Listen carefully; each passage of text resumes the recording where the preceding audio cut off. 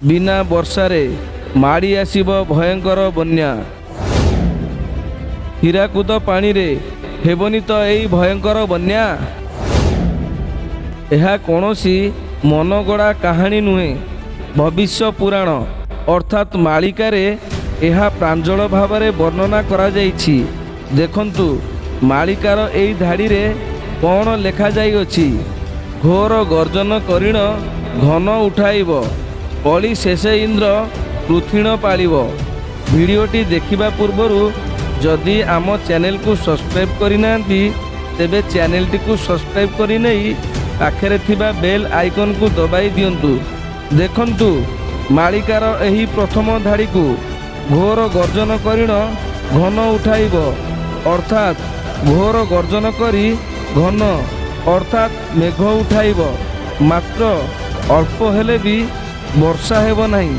आपण माने लक्ष्य करुथिबे ए वर्षर श्रावण मासकू, श्रावण मासरे पूर्वरु माने 5-7 वर्ष पूर्वरु प्रचुर परिमाणर वर्षा हेउथिला, मात्र ए वर्ष श्रावण मास शेष हेबाकू बसिलानी, मात्र वर्षा हेउ नहीं। मालिकारे एहा मध्य लेखा जाई अछि। देखंतु एही पदरे कौन लेखा जाई अछि। गंगा ठारू पुरस्तम ए ओडिशा बही, गहल चहल हेब अच्युतित होई, उत्तर दिगरु महामाई जे फेरिब, महाबतास जे जल प्रबल होइब। गंगा कहिले कलिकतारे गंगा उत्तर रे अछि, तेबे मालिकारे लेखा थिबा एई पदरे उत्तर दिगरु महामाई जे फेरिब, उत्तर दिगरु अर्थात कलिकतारे थिबा गंगा नदी ओडिशा को विपदरे पकाइब। आपण माने लक्ष्य करुथिबे मालिकारे लेखा थिबा एही पद गुड़िक किपरि धीरे धीरे सत हेबाकू लागिछि। एई देखंतु परिस्थिति वर्तमान एभली होई गलानी जे वर्षा उठाउछि मात्र वर्षा हेउनी। मालिकारे यह मध्य लेखा जाइछि जे ओडिशा रे, ओडिशा माटी रे बिना वर्षा रे, बिना लघुचाप रे बन्या हेब, तार मध्य संकेत आपण माने पाइलेनी।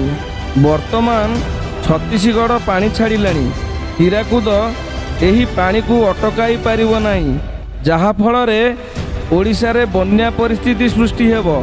किंतु वर्षा अभावरु एठारे मरुड़ी सृष्टि हेब। ओडिशा रे मरुड़ी होइथिबो किंतु बन्या देखा जिवो। शेषरे कहि रखुचु जहा हेबार थिबो ताहा निश्चय हेब, ताकू केही भी अटकाई पारिबे नहीं। जहा हेब ओ जहा हेउची ताहा भगवानंकर इच्छा। भगवानंकु विश्वास करंतु, भगवानंको उपरे भरोसा रखंतु। रहुची नमस्कार, देखा हेब आउ एक नुआ एपिसोड सहित। जय जगन्नाथ।